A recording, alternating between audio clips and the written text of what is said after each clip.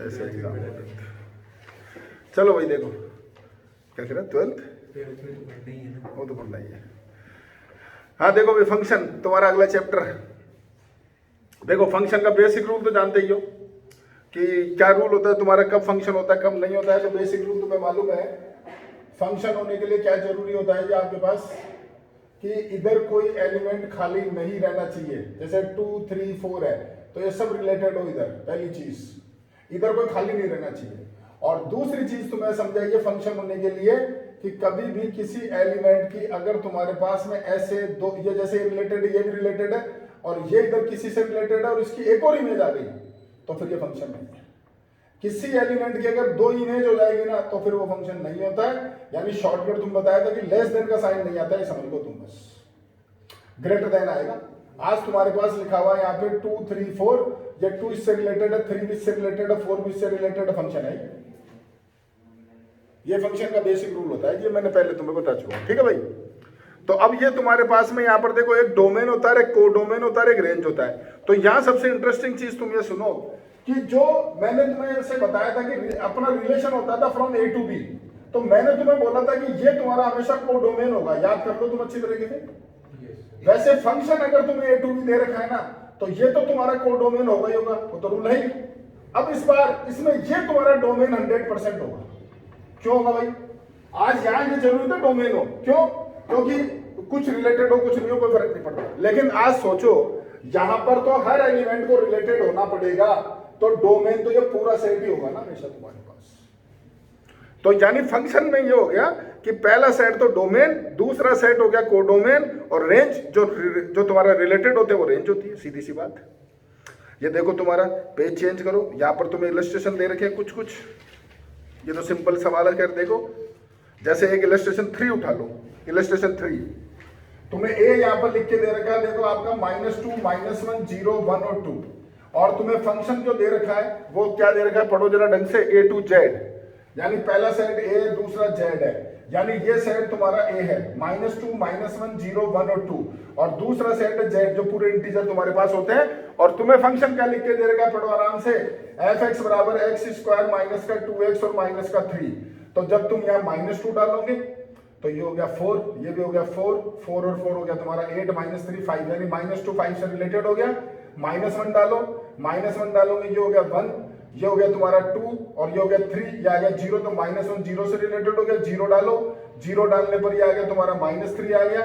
1 डालो, 1 डालोगे तो तुम्हारे पास में आ जाएगा क्या, -4 सोच लो, और 2 डालो, तो 2 डालने पे तुम्हारा 2² और माइनस का ये 2 2 ये 4 कर दिया, -3 आ गया, यानी 2 भी किससे रिलेटेड हो गया, -3 से हो गया।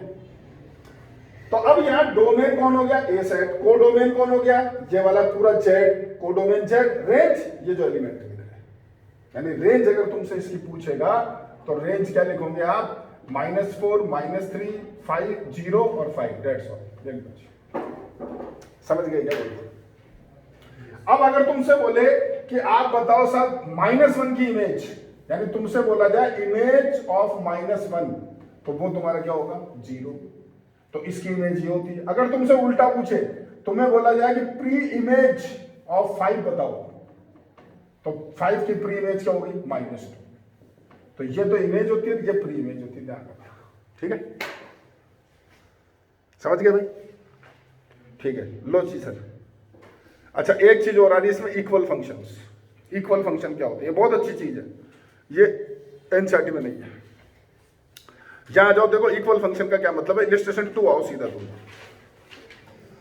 दो फंक्शन इक्वल फंक्शन तब कहलाएंगे जब उनमें कोई वैल्यू डालो ना, जैसे तुमने 1 डाला f के अंदर तो वो कोई रिजल्ट दे रहा है 1, तो g में भी 1 डालने पे 1 आना चाहिए, ये होता है इक्वल फंक्शन। लेकिन एक कंडीशन और चाहिए, दोनों का डोमेन सेम होना चाहिए। डोमेन समझते हो, ये डोमेन यानी जो वैल्यू पुट अप कर रहा हूं मैं तुम्हें समझाता हूं, एग्जांपल पर आओ तुम तो सीधा। इक्वल फंक्शन लिख रहा है ना, इसमें आ जाओ, आपके पास इलस्ट्रेशन नंबर पहले ही आ जाओ। ए देखो क्या लिखा हुआ है 1 2, बी क्या दे रखा है 3 6, एफ फंक्शन तुम्हारा ए टू बी है, और एफ एक्स क्या x² + 2। अब यही देखो, इधर ही देखना, ए साइड में क्या है तुम्हारा 1 2, बी साइड में क्या है तुम्हारा 3 6, और एफ तुम्हारा कहाँ ए टू बी है, और एफ एक्स क्या दे रखा बताना वो क्या है, +2। अब तुमने देखो यहाँ पर 1 डाला, तो 1 डालने पे 3 आ गया, 2 डाला 2 पे 6 आ गया, ठीक है।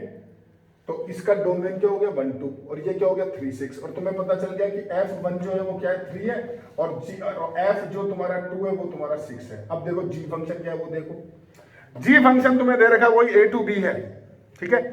और G फंक्शन में तुम्हें बोल रखा है Gx कितना है 3x है। देखो जी ये तुम्हारे पास में A, ये B, इस बार रिलेटेड है G से, ये वही 1 2, ये 3 6। अब Gx जो है वो तुम्हारे पास क्या है 3x है, तुमने 1 डाला तो वही 3 दे रहा है, तुमने 2 डाला तो वही 6 दे रहा है। समझ गए मेरी बात? और वही देख लो ढंग से, जो F1 है वही G1 है, जो F2 है वही G2 है, दोनों सेम है और दोनों का डोमेन देखो सेम है, तो ये इक्वल फंक्शन है। ये कहने का मतलब समझ में आ गई बात? तो देखो ऊपर डेफिनेशन भी दे रखी है, two function f and g are said to be equally domain of f equals to domain of g और को domain of f equals to को डोमेन ऑफ g। वो तो सेम आने क्योंकि उसकी वैल्यू जो सेम आएगी तुम्हारे पास, यानी डोमेन को डोमेन दोनों सेम होने चाहिए और वैल्यूज तुम्हारे सेम होने चाहिए। तो पहला इलस्ट्रेशन तुम्हें समझ में आ गया। दूसरा देखो जरा, f फंक्शन तुम्हें दे रखा है r-2 से r तक और डिफाइन कर रखा है x f x बराबर x square minus 4 upon x minus 2। तो ढंग से देखो, इसका मतलब है कि तुम्हारी मर्जी हो जो डालो, लेकिन 2 नहीं डाल सकते। सोच लो, अरे 2 डालोगे तो 0.0 आ जाएगा ना। और वैसे भी उसने मना कर रखा है, तुम पढ़ो ना, f क्या दे रखा है r-2 से r दे रखा, तुम 2 डाल ही नहीं सकते हो। अब दूसरा फंक्शन देखो g r2r, वो gx है x प्लस 2। अब ये तुम्हारे पास यहाँ सब कुछ डाल सकते हो। तो पहली चीज तो दोनों का डोमेन ही अलग हो गया। बाद वाला जो g फंक्शन है उसका डोमेन पूरा r है और पहले वाला जो f फंक्शन है उसका डोमेन r-2 है। तो पहली बात तो डोमेन ही सेम नहीं है, तो ये तुम्हारे फंक्शन इक्वल हो ही नहीं सकते। अच्छा एक और चीज सुन लो, एक बार इसका स्क्रीनशॉट लो, फिर मैं दोबारा समझाता हूँ तुम्हें क्वेश्चन। ये बहुत अच्छी चीज है इसमें।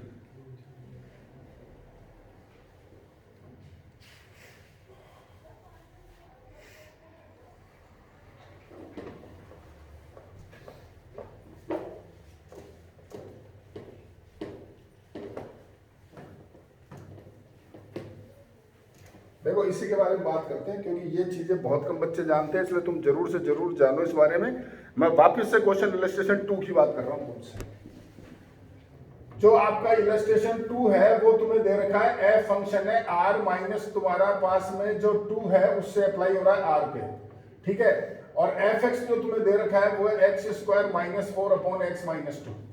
और जो तुम्हारा g फंक्शन है वो अप्लाई हो रहा है r टू r पे और gx तुम्हें दे रखा है x प्लस 2। तो पहली चीज तो सुन लो, कई बच्चे बोलते हैं सर ये दोनों सेम है, आप यहाँ फार्मूला करके काट दो यही तो आएगा। सोच लो, पर ये सेम नहीं है। याद रखो ये बहुत इंपॉर्टेंट चीज है। आज अगर तुम्हें ये चीज लिख के दे रखी ना फंक्शन ये पूरा, तो तुम इसको इससे नहीं काट सकते, कब तक नहीं काट सकते। लेकिन मेरी बात सुनना, अगर तुम्हें बोला जाए fx तुम इसको इससे काट दो, नहीं काट सकते। लेकिन अगर मैं तुम्हें लिख दूं कि साहब लिमिट तुम्हारा x टेंड्स टू 2 है x square minus 4 upon x minus 2, अब तुम इसको इससे काट सकते हो। लिमिट आगे लगे ना तो काट सकते हो। क्यों ऐसा क्यों? वो सुन लो, क्योंकि ये बोल रहा है लिमिट x टेंड्स टू 2, यानी लिमिट 2 को अप्रोच कर रही है, 2 नहीं है। या तो 2 से थोड़ी कम है या 2 से थोड़ी ज्यादा है, लेकिन 2 नहीं है। अब जब 2 नहीं है तो काट लो भाई, फिर कट जाएगा। ये कहने का मतलब होता है, ये बहुत शानदार चीज है, ध्यान रखना। तो अब यहां पर तुम लिमिट x टेंड्स टू 2, यहां पर इसमें आइडेंटिटी लगाओ x माइनस 2 x प्लस 2 और ये तुम्हारा x माइनस 2, तो ये दोनों हो गए कैंसिल और तुम्हारा लिमिट क्या रहेगा x टेंड्स टू 2। और फिर आगे तुम जानते हो इसमें तुम 2 पुटअप करोगे तो ये 2 प्लस 2 तुम्हारा 4 हो जाएगा। लेकिन यहां पर फिर बोल रहा हूं तुम्हें, ये दोनों अलग अलग चीजें सेम नहीं है और इसीलिए तो बोल रहा है यार तुम 2 पुटअप नहीं कर सकते, तभी तो उसने r माइनस 2 लिखा है। अगर तुम काट ही देते तो फिर r लिख देता ना यहाँ पर, वो बेवकूफ थोड़ी हुई। ठीक है, हाँ जी देखो, अब देखो उसने सॉल्यूशन तुमको देख लो, वो लिखा हुआ वी हैव एफ एक्स बराबर this X not equal to 2, तो अब काट दिया सब उसने, कट गया क्योंकि x 2 नहीं है, तो काट के उसने क्या लिख दिया साहब x प्लस 2 लिख दिया। तो एफ एक्स और जी एक्स बराबर आ गए, लेकिन एफ एक्स जी एक्स दोनों इक्वल आ गए, लेकिन फिर भी इक्वल नहीं है क्योंकि दोनों का डोमेन इक्वल नहीं है। देख लो, पढ़ लो नीचे आराम से।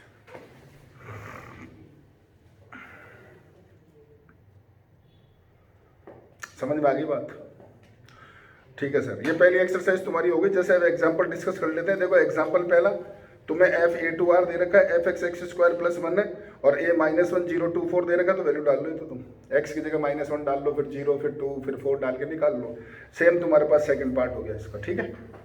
अगला आ जाओ, देखो सेकंड क्वेश्चन तुम्हारे पास तुमसे पूछा है find the domain for which the function are equal. मतलब ये क्वेश्चन उल्टा है, तुम्हें बोल रहा है वो डोमेन बताओ जिसके लिए दोनों फंक्शन इक्वल है। तुम्हें कुछ नहीं दे रखा है, कहां से कहां जा रहे हैं, ना को एफ दे रखा है ना को जी दे रखा है, तो तुम एफ एक्स और जी एक्स को इक्वल कर दो और उनसे एक्स निकाल लो क्या आ रहा है। दोनों को इक्वल कर दिया, देखो सॉल्व करा तो एक्स की वैल्यू एक आ रही है -2 और एक आ रही है हाफ, तो ये डोमेन हो गया साहब जिसके लिए दोनों इक्वल होंगे, ठीक है। अगला तीसरा क्वेश्चन, ये एनसीईआरटी का सवाल है, याद करो। तुम्हें जी और ऐसे 1 1 और जी तुम्हें 2 3 ये दे रखा है। तुम्हारे एनसीईआरटी में क्वेश्चन हुआ करता है, तो मैं याद दिलाऊं तुम्हें। वहां सवाल था एफ सच दैट 1 1 2 3 3 5 ऐसे तुम्हें क्वेश्चन दे रखा था, एक और वैल्यू दे रखी थी कुछ, और तुम्हें बोला था एफ जो है ना तुम्हारे पास लीनियर फंक्शन है। लीनियर फंक्शन इसका मतलब तुम क्या लिखते थे, एफ एक्स बराबर ए एक्स प्लस बी लिखा करते थे, और फिर तुम्हें यहाँ पर फंक्शन ए और बी निकालना है। तो मैं तुम्हें बता चुका हूं, पहले बोल चुका हूं, दोबारा सुन लो, ये क्या होता है एक्स और ये क्या होता है एफ एक्स, ये मैंने बोला था। तो डालो सर, एफ एक्स की जगह क्या लिखो 1 और एक्स की जगह क्या लिखोगे 1, तो तुम्हारी पहली इक्वेशन क्या आ गई, ए प्लस बी इक्वल्स टू 1। अब एफ एक्स के क्या लिखो 3 और ए की जगह क्या लिखोगे 2, तो तुम्हारी दूसरी इक्वेशन क्या आ गई 2a plus B equals to 3। दोनों को सॉल्व करके ए बी निकालो और वो यहाँ डालो, तुम्हारा फंक्शन रेडी। कर चुके हो तुम क्वेश्चन एनसीईआरटी। अब इसने तो और इजी कर रखा है, इसने तुम्हें लीनियर बोला ही नहीं, उसने क्या दे रखा पढ़ लो, जी एक्स बराबर अल्फा एक्स प्लस बीटा, तुम्हें अल्फा बीटा निकालना है, कर लो ऐसे ही सॉल्व। अब मेरी बात एक और सुनो, मैंने ये 2 काम कर लिए हैं, तुम्हारी इच्छा हो तो ये 2 ले लो, तुम्हारी मर्जी हो तो ये 2 ले लो, ये 2 ले लो, कोई भी 2 ले लो। क्यों? क्योंकि मुझे मात्र 2 वेरिएबल निकालने हैं, तो मुझे 2 इक्वेशन चाहिए, तो 2 इक्वेशन मेरी किसी भी 2 से आ जाएगी। समझ गए? ठीक है साहब। अगला क्वेश्चन देखो, 4th एग्जाम्पल, G1 दे रखा है, ए तुम्हें ये, बी तुम्हें ये, एफ एक्स तुम्हें दे रखा है, इस एफ ए बराबर बी तुमसे पूछ रहा है, तो निकाल लो यार। वो तो ए एफ ए बोल रहा है ना, तो यानी एक्स की जगह तुम्हें ए वाले सेट की वैल्यू डालनी है और सॉल्व करके निकाल लो और देख लो कि पूरा बी सेट आ रहा है, कुछ एक्स आ रहा है, कुछ रह गया। अगर सेम आ रहा है एग्जैक्ट तो इक्वल हो जाएंगे। अगला देखो सर 5th क्वेश्चन, एफ तुम्हें R2R दे रखा है, F X X square plus 3 है और तुमसे पूछ रहा है एक्स बताओ जब एफ एक्स 28 है, तो एफ एक्स की जगह 28 डाल के एक्स निकाल लो, ±5 आ जाएगा। और दूसरे क्वेश्चन में तुमसे बोल रहा है प्री इमेज ऑफ 39 बताओ, यानी तुम क्या करो, एफ एक्स की जगह 39 डालो और एक्स निकाल लो। क्योंकि याद रखो, देखो एक्स, एक एक्स और एक एफ एक्स, मैं तुम्हें बता चुका हूँ। पहला सेट कौन सा होता है एक्स, दूसरा कौन सा होता है एफ एक्स। पहला क्या होता है इमेज, सॉरी दूसरा क्या होता है इमेज, पहला वाला क्या होता है प्री इमेज। अरे भाई ये चीज बताई ना अभी आपको, ये एक्स होता है, ये एफ एक्स होता है। यहाँ पर जैसे तुम 1 और 4 लिख रहे हो, तो 1 की इमेज 4 है, 4 की प्री इमेज 1 है, तो यहाँ कौन आता है, यहाँ क्या चीज निकल के आती है तुम्हारी इमेज, और यहाँ क्या निकल के आती है तुम्हारी प्री इमेज। यही बोल रहा है ना आपको। तो तुमसे क्या पूछ रखा है, 39 की प्री इमेज बताओ, यही बोल रहा है तुम्हारे को। यानी तुम्हें ये बताना है, मतलब तुम्हें एफ एक्स दे रखा 39। भाई मान लो तुम कंफ्यूज हो जाओगे, यार मैं ये 39 एक्स की जगह डालू कि एफ एक्स की जगह डालू, वो बता रहा हूं मैं तुम्हें। प्री इमेज निकालनी है मतलब एक्स निकालना है, इमेज इमेज अगर निकालनी है तो एफ एक्स निकालना है। ठीक है सर, ये हो गया। अगला आ जाओ सर, अब ये इनवर्स आ गया, ये तो और इजी क्वेश्चन है। इधर देखो, मान लो तुम्हें क्वेश्चन में ये दे रखा है एफ एक्स बराबर एक्स स्क्वायर प्लस 1, तुमसे पूछा है एफ इनवर्स 10 बताओ, तुम्हें ये वैल्यू निकालनी है। तो क्या करोगे सब, एफ इनवर्स 10 का मतलब है कि बराबर तुम इसको एक्स मानो, तो ये इनवर्स इधर से जब इधर जाएगा ना तो इनवर्स हट जाएगा, यानी 10 बराबर तुम लिखोगे एफ एक्स। ये समझे क्या, बताऊं मुझे। इधर से उधर शिफ्ट होता है ना तो वो फंक्शन हो जाता है, ये इनवर्स है। मतलब कहने का मतलब है, आज जैसे ये तुम्हें यहां से यहां दे रखा है ना एफ, तो ये उल्टा जब चलेगा ना तो ये एफ इनवर्स होता है। ये फंक्शन एफ है तो ये इनवर्स फंक्शन है। तो मैंने इधर से इधर शिफ्ट करा तो ये एफ एक्स हो गया, या एफ एक्स की वैल्यू डाल लो, एक्स स्क्वायर प्लस 1 सॉल्व कर लो, एक्स स्क्वायर 9, एक्स हो गया ±3। बोलो समझ गए क्या? सिंपल चीज है बिल्कुल। ये देख लो सर 6th जो एग्जाम्पल है वो तुम्हारा यही है। इसके बाद एग्जाम्पल 7 लो आ गया वापस, वही आ गया, देख लो जो मैंने भी करा था, कोई लीनियर फंक्शन वाला।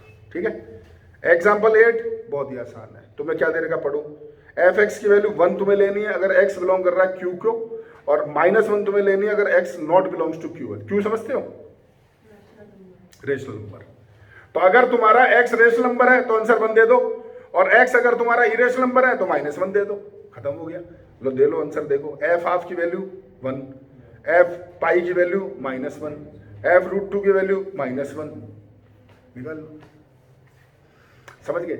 अब इसका अगर तुमसे मैं इस फंक्शन एफ का डोमेन पूछूं तो क्या बताऊंगी? डोमेन पूछ रहा हूं, डोमेन, फंक्शन एफ का डोमेन क्यू, और रेशनल भी तो लोगे, एक क्यू और नॉट क्यू यानी पूरा रियल नंबर। भाई तुम्हें मैंने बोला रेशनल है तो 1 आंसर देगा और इरेशनल तो -1 देगा, तो डोमेन तो दोनों हो गए ना यार, रेशनल और इरेशनल, और दोनों को मिक्स करते हो तो वो क्या होता है? रियल नंबर होता है। तो डोमेन तो क्या हो गया? रियल नंबर, ठीक है। रेंज क्या होगी इसकी? 1 and -1। 1 and -1, बिल्कुल सही बात, क्योंकि आंसर 2 ही आएंगे तो -1 आ गया, 1 आएगा। ठीक है साहब। इसके बाद आते हैं sir 9th question.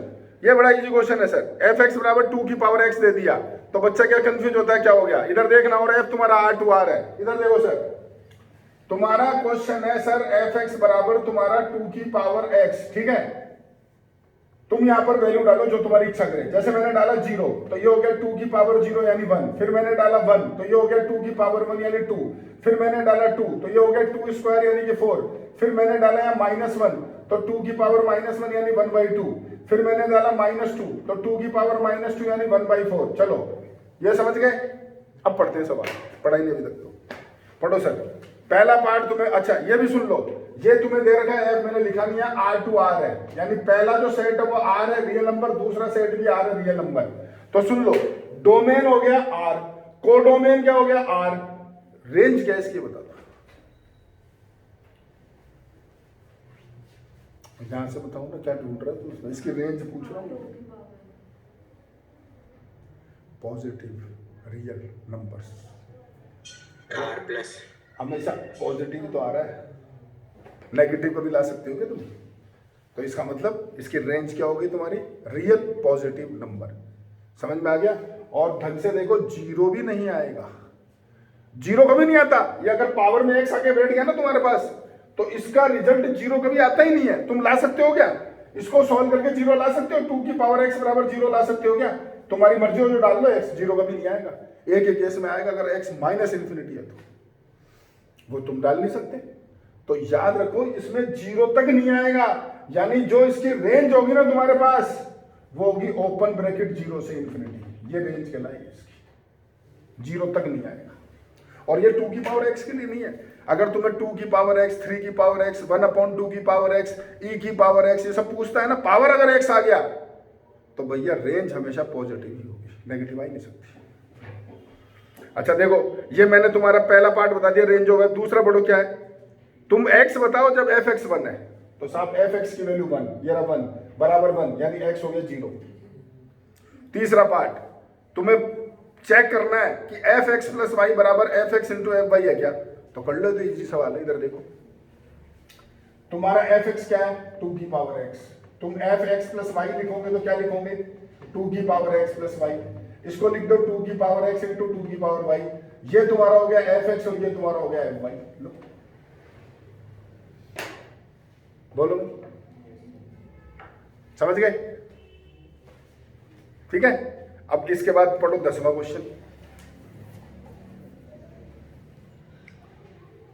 Let A B the set of the 2 positive integer f such that तुम्हारा फंक्शन है a to z प्लस, यानी पॉजिटिव इंटीजर, और डिफाइन कर रहा है fn बराबर p where p is the highest prime factor of n।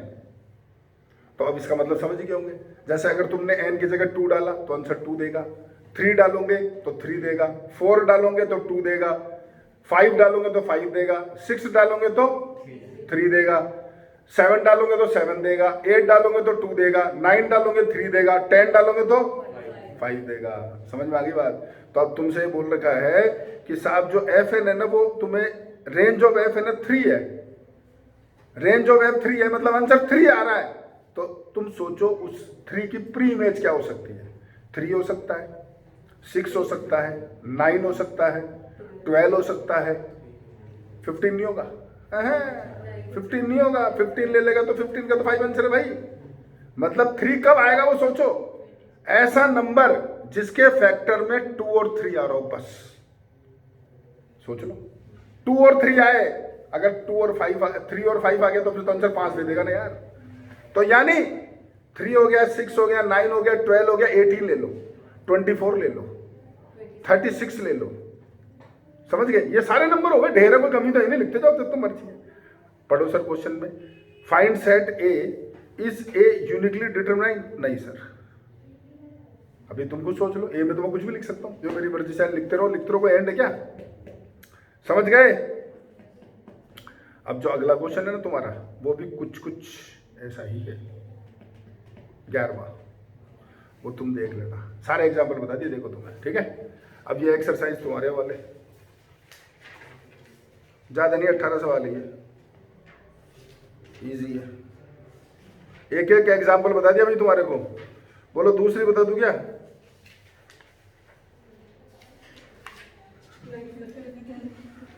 एक ही, चलो ठीक है, एक ही कर लेना।